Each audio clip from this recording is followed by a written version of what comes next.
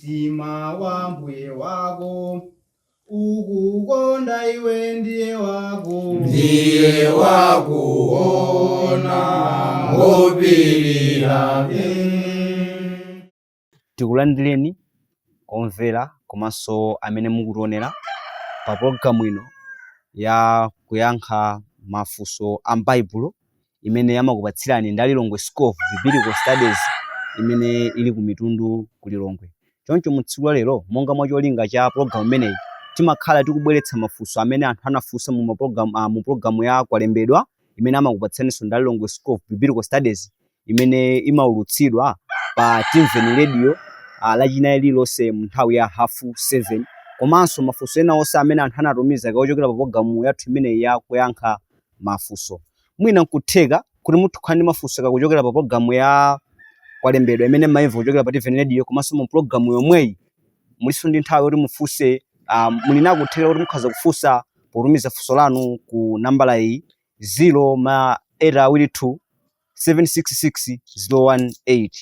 Choncho mulomasuka kutumiza funso lanu ku nambala imeneyi. Tibwereni makamaka pa ntchito ya lero. Pa ntchito ya lero monga mwa programu yathu imeneyi ya kuyankha mafunso mukhala ndi m'bale wanu Daniel Linjepancras komanso mzangayo Jabes Mpili. zikoma kwambiri. Mu programu ya lero tifunanso kuti tikabweretse mafunso amene anthu anafunsa mu mapulogalamu amene anapita aja, kuti kodi Bible mu mafunso amenewa mungatithandiziremo motani. Chabwino. Ndikhulupirira kuti mulokozeka kuti muthandiza mafunso saba amene tibwere nawo amene anthu anabweretsa. Choncho ndeti tithandiza mafunso amene apezekera. Ayi zikoma kwambiri. Funso loyamba limene tinalandira kuchokera mu mapulogalamu athu ndilo lofunsa kunena kuti kodi ubatizo ndi chiyani?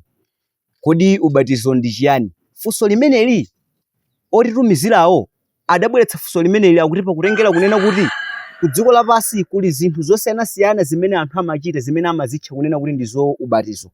Choncho mwa zifukwa zimenezo zinapangitsa kunena kuti anthu akhale ndi khumbo lofuna kudziwa kunena kuti kodi tikamati ubatizo ndi chiyani. Chabwino. Ili ndi funso labwino limene ayenadi kufunsa anthu. Chifukwa anthu ambiri amakhala ndi mafunso osiyanasiyana kulengeranso ndi zimene akuziona pa dziko lapansi, zimene anthu akuchita osiyanasiyana. Baibulo likamamba nkhani kuza ndi ubatizo. Mauti ubatizo awa ndi mawu ochokera ku chiyankhulo cha Chigiriki, ndipo mu chichewa chathu amatanthauza kuti kumiza kapena kuti kuvika kapena kuti kunyika. Nditi mawu amenewa ndi ofanana, kumiza, kunyika komanso kuvika. Nditi mauti ubatizo amangotanthauza kuti kunyika kapena kuvika komanso monga amene afotokozera pamene pa chichewa chathu chimayena ziti kodi chimayena zimenezo. Ndituti. Ayi zikoma kwambiri. Ndiye kuti ngati munthu wachita zinthu zina zosemphana ndi kumizidwa ameneyo sanabatizidwe. Nditi ngati yangosemphana pamenepo nditi sanatani kodi sanabatizidwe. Ayi zikomo kwambiri makamaka pamene mwatithandizira mu kuyankha kwa funso limeneli. Funso lina limene tinalandira ndilo lokhudzana ndi kunena kuti kodi munthu abatizidwe m'dzina la ndani? Kodi munthu abatizidwe m'dzina la ndani? Funso limeneli linabwera makamaka anthu amene amati akaona mu buku la Matthew chapter 28 kuyambira mu verse yake 18 kulekeza 20 pamene Yesu Khristu amanena kuti mphamvu zonse zapatsidwa kwa ine kumwamba ndi dziko lapansi, kotero kuti mukani lalikani uthenga wabwino, ndipo awo amene akakhulupirira mukabatize mu dzina la Atate ndi la Mwana ndi la Mzimu Woyera. Yesu Khristu akuwauza anthu ena kuti chani? Mukabatize mu dzina la Atate ndi la Mwana ndi la Mzimu Woyera. Ndiye tikamakaona Yesu Khristu atakwera kumwamba, atumwi akuyamba kugwira ntchito yawo. Tikamona mu buku la Machitidwe mu chapter 2 verse yake 37 ndi 38 pamene analembapo kunena kuti koma pamene anamva ichi analaswa mtima nati kwa Petro ndi atumwi enawo, tidzachita chiyani amuna inu abale? Koma Petro anati kwa iwo, lapani batizidwani yense wa inu mu dzina la Yesu Khristu kuloza ku chikhululukiro cha machimo anu ndipo mudzalandira mphatso ya Mzimu Woyera. Ndiye nkhani imabwera kunena kuti Yesu Khristu akuwauza ophunzira ake kunena kuti akabatize anthu mu dzina la Atate ndi la Mwana ndi la Mzimu Woyera, pamene ophunzira ake okokabatizako akuwabatiza mu dzina la Yesu Khristu. Kodi dzina loyenerera lenileni pamenepa ndi liti? Chabwino anthu dayenera kuti afunse choncho chifukwa choti kuyambirako anafotokozera kuti azibatizidwa mu dzina la Atate ndi la Mwana komanso Mzimu Woyera. Pamene Yesu apita kukwera mmwamba, nditi ophunzira tsopano akabatiza mu dzina la Yesu. Ayenabe kuti akhale ndi funso limene kuti tiyenera kuti ife tizibatizidwa mu dzina liti. Chabwino Baibulo lithandiziraponso makamaka kuyankha funso limeneli, ndipo lithandiza inu komanso lithandiza ine kuti tikhoza kubatizidwa mu dzina liti limene likhale loyenerera, kapena kuti tikhoza kubatizidwa modani kuti ukhale ubatizo oyenerera. Choncho tikaona m'buku limene la Mateyu chapter cha 28 verse 18-20 timaona pamene kuti Yesu ndi amene amalamulira ophunzira ake asanakwere kumwamba kuti mupite ku dziko lonse lapansi ndipo mulalike uthenga wabwino. Amene akhulupirira abatizidwe mu dzina la Atate, la Mwana komanso Mzimu Woyera. Pamenepo tsopano Yesu wakwera, mpingo wayamba, nditi anthu tsopano anafotokozedwa makamaka anauzidwa kuti abatizidwe mu dzina la Yesu. Tikamona mu Baibulo, tatiyeni makamaka tiwerenge mu buku la Akolose chapter cha 3 mu verse ya 17. Likunena chonchi Baibulo: ndipo chilichonse mukachichita m'mawu kapena mu ntchito, chitani zonse mu dzina la Ambuye Yesu ndi kuyamika Mulungu Atate mwa Iye. Tsono tikuona apa kuti Baibulo makamaka likuti china chilichonse imene ife anthu tingachite, kaya ndi m'mawu komanso mu ntchito, tizichita zonse mu dzina la ndani kodi? La Ambuye. Akamali kuchita zonse mu ntchito makamaka mu dzina la Ambuye, Baibulo ndili lingofuna kutiphunzitsa kuti tizichita zonse mu ulamuliro mu mphamvu ya ndani kodi? Ya Yesu Khristu. Mu ulamuliro wa Yesu Khristu, mu mphamvu ya Yesu Khristu. Choncho tikaona kuti ophunzira makamaka akubatiza anthu mu dzina la Yesu, pamene Yesu analamula kuti anthu ayenera kuti azibatizidwa mu dzina la Atate, Mwana komanso Mzimu Woyera. Apa anatchulapo makamaka umodzi wa chani kodi? Wa Mulungu. Paja tikamati umodzi wa Mulungu, Atate, Mwana komanso Mzimu Woyera, onse ndi chani kodi? Umodzi wa Mulungu ndi kuti kodi umenewo. Tsono tiona kuti nchifukwa chani Yesu analamula kuti anthu azibatizidwa mu dzina la Atate, Mwana ndi Mzimu Woyera, pamene ophunzira akubatiza makamaka mu dzina la Yesu. Chifukwa chake ndi ichi, chifukwa chakuti ophunzira amachita zinthuzi mu ulamuliro ndani kodi? Wa Yesu Khristu. Amachita mu ulamuliro ndani kodi? Wa Yesu Khristu. Tsono Yesu mu buku la Yohane chapter cha 10 mu verse ya 30 adakhulapo kuti ine ndi Atate ndife angati kodi? Ndife amodzi. Kusenzera kuti ulamuliro wa Yesu ndi ulamuliro wa Mulungu. Tikamati Atate ndi Mulungu. Atate ndi Mulungu. Ulamuliro wa Yesu komanso ulamuliro wa Mulungu ndi ungati kodi apa? Ndi umodzi, palibe kusiyana. Ndiye ngati munthu akhoza kubatizidwa mu dzina la Yesu Khristu, ndipo ena abatizidwa mu dzina la Atate, Mwana komanso Mzimu Woyera, nditi onsewa tsopano abatizidwa mu ulamuliro ngati kodi? Umodzi.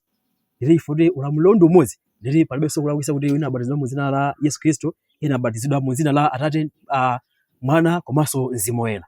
Ndithu nditi kuona kuti tibatizidwe, nditi tizibatizidwa mu ulamuliro wa ndani kodi? Wa Yesu Khristu. Ndithu. Ayi zikomo kwambiri makamaka pamene mwathandizira tikamona m'buku limene la Akolose chapter 3 verse 17 ndaphunzirapo kanthu kena maka pamene mwanena pamene analemba kunena kuti ndipo chilichonse mukachichita m'mawu kapena mu ntchito, chitani zonse m'dzina la Ambuye Yesu. Tsono ngati mawu atingave mongo mwamba monena kuti chilichonse tikachichita mu ntchito kapena m'mawu akuti tizichite mu dzina la Yesu, kodi tikamachita ntchito tidzichite mu dzina la Yesu tingamachite motani? Tikamalima tidzinena kuti Yesu Yesu Yesu, uko tikulima samba nthozo choncheti. Nanga tikuphika tidzinena kuti Yesu Yesu Yesu, kapena ndikuphika mu dzina la Yesu. Komano ndi kuti nkhani yake ndi ya ulamuliro. Tithokoze mwatithandiza bwino pamenepo.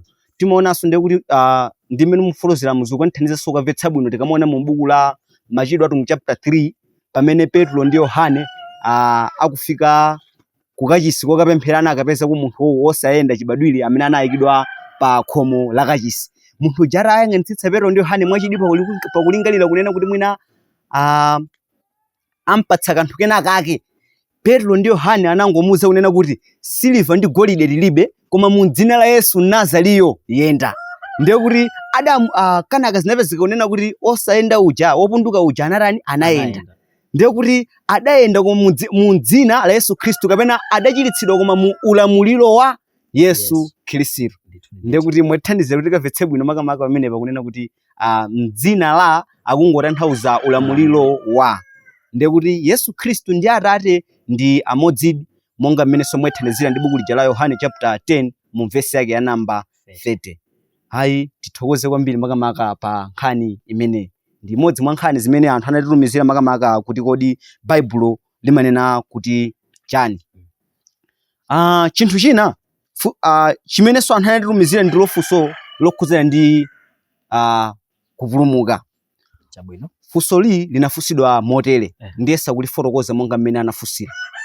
Tikamona mu buku la Genesis chapter 6 Mulungu ataona kuti dziko lapansi ladzala ndi uchimo, atafuna kuliononga dziko koma adaonabe kunena kuti muli anthu ena amene ali kuchita zabwino, ndiye adamuwuza Nowa kunena kuti upange chingalawa kuchokera ku mtengo wa njale, ndipo madzi akadzafuna kuti akufuna kubwera, iwe ndi anthu mudzalowa muchani kodi mu chingalawa amenemo.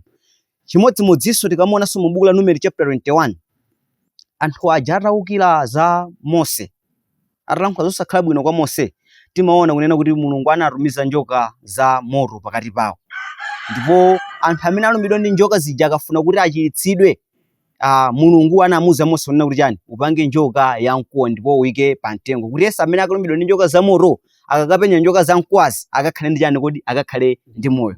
Ndeti mu gawo loyamba tikuona kuti Mulungu akupanga akupereka njira yachipulumutso ndicho chingalawa, mu gawo lachiwiri akupereka njira yachipulumutso ndicho kukweza njoka pa mtengo. Kodi mu masiku athu ano kuti tidzapulumutsidwe tikuyenera kuti tisake kumene kuli mtengo wa njale nafenso tipange chingalawa? Kodi tingatani kuti nafenso tidzapulumutsidwe? Mmene ndi mmene funso linabwerera, sindikudziwa kuti mungathandize motani. Zikomo kwambiri. Zimafuna kuti afunsa choncho chifukwa potengera mbuyomo zimene zinkachitika pamene Mulungu afuna zoti aononge dziko lapansi, wamuwuza ndithu kuti apange makamaka chombo. Komanso pamene ana a Israeli analumbidwa ndi njoka zija kuti apeze chipulumutso, nditi amuwuza Mose makamaka kuti atani kodi akweze njoka yamkuwa cholinga apeze kodi apeze chipulumutso. Mu nthawi ino tione kuti tiyambirenso mbuyomo, tione kuti mbuyomu Mulungu nditi amamuwuza munthu kuti achite china cha cholinga anthu atani kodi apeze chipulumutso. Mwaisazo amuwuza Mose kuti aseme njoka yamkuwa, wina aliyense amene angene pamenepo tsopano ndi amene nditi apeza chipulumutso, kuti ndi amene safai. Nditi amawuza munthu ndi munthu cholinga apange dongosolo kuti anthu apeze chani kodi chipulumutso. Mu nthawi inonso tikamona makamaka m'buku lopatulika, makamaka lembaso limene anthu ambiri tinalizolowera lija la Yohane chapter 3 verse 16 kuti pakuti Mulungu anakonda dziko lapansi kuti anapatsa mwana wake wobadwa yekha kuti Yesu akhulupirira Iye asatani kodi asatayike koma akhale nawo moyo osatha. Ndipo pokhazo kuti kale anamuwuza Mose kuti apange njoka yamkuwa, nditi m'masiku ano tsopano Mulungu kuti tikhale ndi chipulumutso anamtumiza Yesu pa dziko lapansi. Tsono tikuona kuti pokhazo kuti mbuyomo akatuma amapanga dongosolo kuti anthu apeze nani chipulumutso. Kodi nanga Yesu panopa akozikhazo kuti Yesu anapanga chani kuti anthu apeze chipulumutso? Tikamaona makamaka m'buku limene lopatulika, tatiyeni tione zimene Yesu Khristu anachita mu buku la Mateyu chapter 16 pa verse ya 18. Mateyu chapter 16 verse ya 18. Buku limene la Mateyu chapter 16 verse 18, Yesu anayankhula chonchi: ndiponso ine ndinena kwa iwe kuti iwe ndiwe Petro, ndipo pa thanthwe ili ndidzakhazika mpingo wanga, ndipo makomo a dziko lakufa sadzawulaka uwo. Tsono tikuona pa Yesu tsopano ndi amene akuyankhula kuti ndiponso ine ndinena ndiwe kuti iwe ndiwe ndani kodi Petro, ndipo pa thanthwe ili ndidzakhazika mpingo wanga. Akamati mpingo ndi mipingo ndi zosiyana, chifukwa mpingo ndi ungati kodi umodzi, pamene mipingo ndi ambiri. Tsono Yesu apa akuyankhula kuti ndidzakhazika mpingo wanga. So cholinga chokhazikira mpingo Yesu kwenikweni chinali chani kwenikweni? Nanga si asathu makamaka mbuyomu achina Mose amakweza njoka mmwamba cholinga anthu akangona njoka ija azitani kodi azipeza chipulumutso kuti asafe. Nanga Yesu cholinga chokhazikira mpingo ndi chani pamenepo? Nditi Yesu cholinga chokhazikira mpingo ndikuti amafuna kuti anthu tonse tikhale mu mpingo umenewo.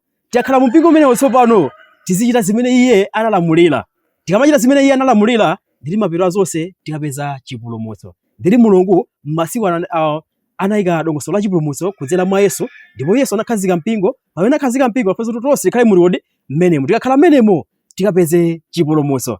N'chifukwa chake buku lija linafotokoza la Machitidwe chapter cha 2 timaona pamene kuti anthu pamene anakhulupirira amabatizidwa. kulowa munjani ngodi mumpingo muja nditi funso loyamba lija nditi likuthandiziraso kuyankhaso chani ngodi pamene kuti anthu abatizidwa amalowa kuti nditi amakalowa mumpingo. Akalowa mumpingo cholinga chake ndi chani pamene paja nditi kuti iwo watsopano akapezedi chipulumutso mofana ndi buku la Efeso chapter cha 5 mvesi ya 23 kumatsika m'musi. Buku limeneli linafotokozera makamaka ubwino wa mpingo. Tatiyeni tiwerenge buku limeneli. Pakuti mwamuna ndiye mutu wa mkazi, monganso Khristu ndiye mutu wa mpingo, aliyekha mpulumutsi wa thupilo. Choncho taonanso makamaka mene Bible lifotokozera buku limene la Efeso chapter cha 5 verse ya 23. Wapereka ngati kachifanizo kuti monga mwamuna ali mutu wa mkazi, momwemonso Yesu Khristu ali mutu wa chani ngodi wa mpingo, ndipo aliyekha mpulumutsi wa chani ngodi wa thupilo. Kunanga mbati thupi ndi chani ndiyete anena chani ngodi mpingo uja. Nangasi mutu umakhala ndi chani ngodi umakhala ndi thupi. So thupi ndi chani ndi mpingo. Kusonyeza kuti ngati munthu angakhale mu mpingo mmene Yesu Khristu anakhazika, nditi munthu ameneyu ndi amene akapeze chipulumutso. Nditi taonapo kuti kale Mulungu anamuza Nowa amange chingalawa kuti anthu alowe mmenemo cholinga apeze chipulumutso, komanso anamuza Mose kuti amange njoka cholinga anthu makamaka poyang'ana njokayo apeze chipulumutso. Pano panamuza Yesu, ndipo Yesu tsopano anakhazika mpingo kuti anthu tikalowa mu mpingomo tikapeze chipulumutso. Nditi njira ya chipulumutso m'masiku ano ndi imeneyo kuti Yesu anakhazika mpingo kuti tonse tikhale mmenemo cholinga tikapeze moyo osatha. Ayi zomwe kwambiri tithokoze makamaka pakutithandizira kuyankha kwabwino. Ndikhulupirira kunena kuti anthu amene anafunsafunso limeneli ali kudzimvera okha yankho labwino limene mwapereka, poona kunena kuti mu chipangano chakale adarumadi Nowa amene adali olungama mu nthawi imeneyo. Komanso tikuonanso kunena kuti mu nthawi ya Mose Mulungu akugwiritsa ntchito Mose kuti apange njoka yamkuwa, Mose amene adali solungama mu nthawi imeneyo.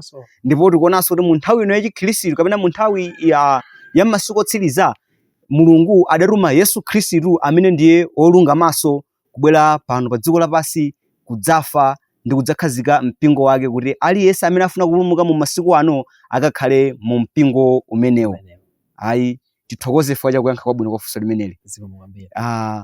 Funso lotsatira limene tinalandira makamaka likukhudzana ndi nkhani ya pemphero. Pa nkhani imene ikukhudzana ndi pemphero pali funso lonena kuti kodi amene anena kutsogolera pemphero pamene pasonkhana anthu ndi ndani? Ndikuti tikakamba pamene pasonkhana anthu ndikuti kaya pali anthu awiri kaya ndi anthu atatu, koma bola pamene pakumana anthu, kodi amene aloyenera kutsogolera pemphero ndi ndani? Zikomo kwambiri. Choncho monga amene tafotokoza kuti Yesu anakhazika mpingo, ndipo pamene anthu tsopano alowa mu mpingo kubatizidwa, akabatizidwa amatchedwa abale komanso amatchedwa alongo. Choncho abale ndi alongo akakhala kuti asonkhana pamodzi, komanso akakhala kuti mwina apita malo ena akapezanso anthu ena akasonkhana nawo limodzi, kodi amene ayenera kuti apemphere ndi ndani? Baibulo limathandiziranso kwambiri makamaka kupeza yankho la funso limene omvera makamaka amakhala akufunsa. Tatiyeni tione makamaka yankho limeneli kuchokera mu buku la 1 Timoteyo chapter cha 2 verse 8. Chifukwa chake ndifuna kuti amunawo apemphere pamalo ponse ndi kukweza manja oyera opanda mkwiyo. Ndikhuza kuti pamene langowerengera choncho Bible nditi anthu osakhoza kukhala kuti akumvetsera bwino, komanso nditi aonapo chithunzithunzi kuti kodi ndani amene ali oyenera kutani kodi kupemphera. Taona makamaka mulembi wa buku limeneli anafotokoza momveka bwino kwa munthu amene ayenera kuti apemphere pamalo ponse. Akuti amunawo ayenera kupemphera pamalo ponse. Tikamati pamalo ponse nditi ndi pamene abale komanso alongo tani kodi asonkhana, kandi ku nyumba, kandi ku chechi, kandi kuti pamene atani kodi asonkhana. Nditi pamalo ponse pamene pali mwamuna, kapali mkazi, kaya pali ndani, koma mwamuna ayenera kutani kodi kupemphera. Nditi oyenera kupemphera pamalo ponse ndi mwamuna. Kaya tili ku nyumba kuti mwina tili ndi mkazi wathu, nditi kumenekonso oyenera kupemphera ndani kodi mwamuna. Kandi pa chakudya kuti mwina tili pena pake oyenanso kupemphera ndani kodi mwamuna, kaya kuti m'bale. Kaya tili malo tani nditi pena paliponse oyenera kupemphera ndani kodi mwamuna. Tsono mwina mukhoza kukhala ndi funso kuti sonanga pamene asonkhana akazi okhaokha kodi mwamuna palibepo zitani pamenepa? Pamenepatu yankhoso silofutayi. Khali ndi akuti pamene munthu anakhulupirira uthenga wabwino, makamaka mkazi anakhulupirira uthenga wabwino kubatizidwa kukhala mu mpingo wa Khristu, amene amatchedwa mulongo. Choncho chifukwa amachedwa mulongo, ndi amene amatenga udindo umenewo woti atani kuti apemphere pamene akazi okhaokhalani kuti asonkhana, kapena pamene pali chani kuti ana ndi azimayi nditi makamaka mulongo ndi amene ayenera kutani kuti kupemphera. Koma pamalo ponse pamene pali m'bale komanso pali alongo kandi pasonkhana kandi pati oyenera kupemphera ndi mwamuna monga amene baibulo lafotokozera. Zikomo kwambiri. Zikuonetsadi pamene makamaka amene mwathandizira pamene munalengeza buku la 1 Timothy chapter 2 verse yake namba 8 pamene akunena kuti chifukwa chake ndifuna kuti amunawo apemphere pamalo ponse. Ndiye kuti pamene akukamba za pamalo ponse sakuyika malire. Komanso pamene akunena kuti chifukwa chake ndifuna kuti amunawo apemphere pamalo ponse, ndiye kuti ali kukamba za pamalo pamene amunawo ali. Ngati pamalo palibe mamuna ndiye kuti mkazi ndi amene akuyenera kuti ani kodi kupemphera. Koma ngati pamalo pali mamuna, mamuna wake kuti ndi Mkhristu, mamunayo ndi amene amenena kuti atani kodi apemphere. Nthawi zina zake mwina anthu amatokha ndi mafunso ona kuti tsono pali mkazi si Mkhristu, ndiye mkazi ndi Mkhristu, mamuna si Mkhristu, kodi amene akuyenera kuti apemphere ndi ndani? Ndiye paja malemba amathandizira bwino ndithu kunena kuti Mulungu amamva pemphero la anthu olungama. Tikamakamba za anthu olungama ndi anthu amene akuchita chifuniro chake mwachidule ndiwo akhristu. Ndiye kuti pamene mkazi amene ndi Mkhristu, mwamuna si Mkhristu, anthuwa kuti akukhalira limodzi kapena akumana pamalo amodzi, munthu amene amenera kuti apemphere ndi munthu amene ndi Mkhristu, ndiye mkazi. Koma patakhala zonena kuti pali mamuna amene ndi Mkhristu, ndiye kuti ulamuliro umapita kwa ndani kodi? Kwa mamunayo. Chabwino. Mwatiyankhira bwino pafunso limeneli. Koma mwina anthu akhazo makhala ndi mafunso onena kuti ndiye chifukwa chani Mulungu adalamulira choncho kunena kuti pamalo paliponse adzipemphera ndi amuna kapena adzitsogolera pemphero ndi amuna. Kodi pali chifukwa choyikika kapena pali zifukwa zoyikika zimene zimapereka mphamvu kunena kuti amuna ndi amene akuyenera kuti kumatsogolera pemphero? Chabwino, zifukwazo ndi baibulo limatipasadi momvera bwino. Pakuti zifukwa zimenezi baibulo linapereka kuti mwamuna azinali kuti azitsogolera pemphero. Tatiyeni makamaka tione zifukwa zimenezi mu buku la 1 Timothy chapter 2 pa verse 11 tione pamenepo. 1 Timothy chapter 2 verse 11 komanso kumatsika mosikwaleza verse 13. Ngati mapeza tiwerenge. Pa verse 11 akuti 1 Timothy chapter 2, mkazi aphunzire akhale chete mkumvera konse, koma sindilola ine kuti mkazi aphunzitse kapena kulamulira mwamuna, koma akhale chete. Pakuti Adamu adayamba kulengedwa, pamenepo Eva. 14. Ndipo Adamu sananyengedwe, koma mkaziyo poyesedwa analowa mkulakwa. Choncho tikuona kuti pamenepa baibulo likupasa zifukwa zomveka bwino zimene zinalamulira kuti mwamuna aliyense pamalo ponse ayenera kuti atani kuti apemphere. Chifukwa choyamba akuti chifukwa chakuti mkazi sana kuti alamule mwamuna. Paja timadziwa kale kuti banja paja amayenera kulamula ndani kuti mwamuna eti. Anditi pamenepo ayenera kuti azipemphera ndi mwamuna. Chifukwa chani? Ndi amene ali ndi ulamuliro wa pamkazi. Ulamuliro wonse uli mwa mwamuna. Chachiwiri apilikapo kuti chifukwa choti adayamba kulengedwa ndani kuti Adamu. Ndipo adayamba kulengedwa ndi Adamu, paja Adamu anali otani kuti anali wa mwamuna. Ndipo anali wa mwamuna, ndeti amuna tsopano ndi amene apatsidwa ulamuliro kuti azichita ulamuliro malo onse, kuti azipemphera pamalo ponse. Fundo inaso kuti chifukwa chinaso latipasanso baibulo pamenepa kuti chifukwa chakuti mkazi ndi amene anayamba sotani kuti kuchimwa. Ndipo kuti mkazi anayamba kuchimwa, ndeti mwamuna ndi amene anamalizira kuchimwa, kuti mwamuna sanachimwe nthawi imeneyo, anayamba ndi mkazi. Ndeti ichinso chinakwana chifukwa choti mwamuna ndi amene ayenera kuti azipemphera pamalo ponse. Ndeti tangonapo zifukwa zochepa zimene baibulo atani kuti latiunikira. Chifukwa choyamba chifukwa chakuti mwamuna ndiye amene ali olamulira chani kuti banja, amene ali moto. Chachiwiri chifukwa kuti Adamu ndi amene anayamba kulengedwa, Adamu anali wamuna, ndiye ayenera kusauta kuti ayenera kuti azitsogolera zonse ndi iye. Chachitatu chifukwa kuti Adamu sananyengedwe, koma mkazi ndi amene atani kuti ananyengedwa ndipo ndi amene anagwa muchimo. Chifukwa chinso chimenecho nchomveka bwino kuti baibulo lipatse fundo imene yakuti mwamuna aliyense makamaka amene anakhulupirira uthenga wabwino azipemphera pamalo ponse. Ndithu. Tithokoze makamaka kutithandizira kuyankha kwabwino pafunso limeneli. taonadi kunena kuti pamenepa malemba aperekako zifukwa zokwanira ziwiri, mwina zimene ife ngati anthu pakuziva tikhala zomuona kuti zifukwa zosakwanira, koma Baibulo likuona kuti ndi zifukwa zokwanira. Chifukwa choyamba mwamuna ndi amene anayamba kulengedwa, kenaka Hava.